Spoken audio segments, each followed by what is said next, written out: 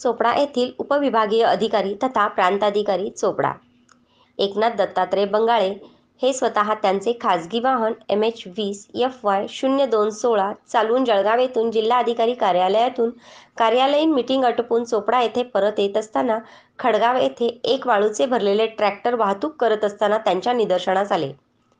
त्यांनी खडगाव येथील तलाठी गुलाबसिंग वाऱ्या पावरा यांना त्यांच्या खाजगी वाहनातून सांगितले की सदर ट्रॅक्टरमध्ये अवैध वाळू आहे, तुम्ही त्या ट्रॅक्टर चालकास थांबवा. त्यावरून अवैध वाळू वाहतूक करणाऱ्या ट्रॅक्टरचा तलाठी पावरा यांनी पाठलाग केला. तलाठी पावरा यांनी ट्रॅक्टर चालकास ट्रॅक्टर थांबविण्यास सांगितले असताही ट्रॅक्टर चालक राजेश विकास मालवे याने ट्रॅक्टर थांबवला नाही. तर याउलट त्यांनी तलाठी गुलाबसिंग पावरा यांना शिवीगाळी करून तू साईडला नाही झालास तर तुला उडवून देईन अशी धमकी दिली. त्याचा इरादा ट्रॅक्टर पळवून नेण्याचा होता.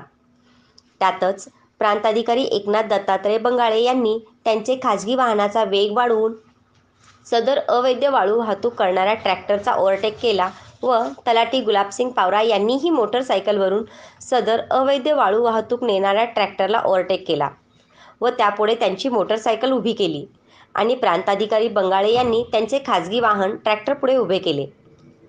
तर त्या अवैध वाळू वाहतूक करणाऱ्या ट्रॅक्टर चालकाने राजेश विकास मालवे वय वर्ष 23 राहणार खरग तालुका चोपडा याने त्यांना धडक दिली.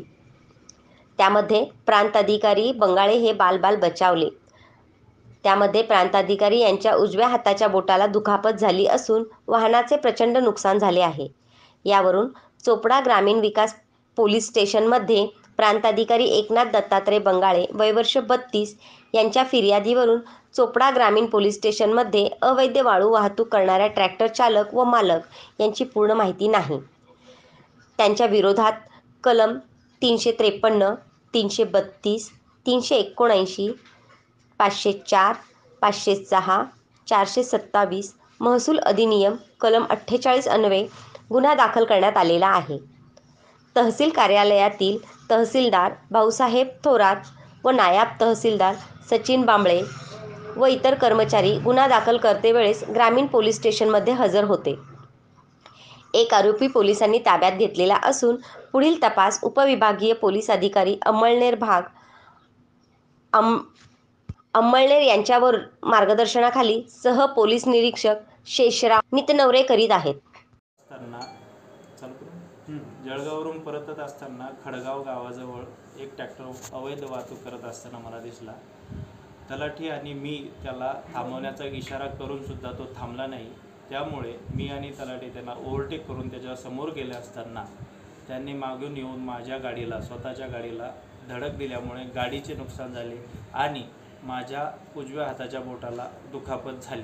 त्यामुळे आज ग्रामीण पोलीस स्टेशन चोपडा येथे फिर्याद दाखल करण्यात आलेली आहे आणि यापुढेही असेच अवैध वाहतूक करत असताना जर कर्मचाऱ्यावर हल्ला जर झाला तर सर्व कर्मचारी तसेच अधिकारी यांनाही गुन्हे दाखल करण्याच्या सूचना देण्यात आलेल्या आहेत. ओके सर, एकूण किती लोक होते? एकूण ट्रॅक्टर चालक एक जण होता आणि ट्रॅक्टर मालक. तर अजून कर्मचाऱ्यांना शिवीगाळ मारहाण वगैरे करण्यात आली आहे? शिवीगाळ आणि मारहाण झालेल्यापेक्षा मागून धडक दिलेली आहे त्यांना गाडीला आमच्या, त्यामुळे तो एक मारहाणीचाच प्रकार होता. आणखी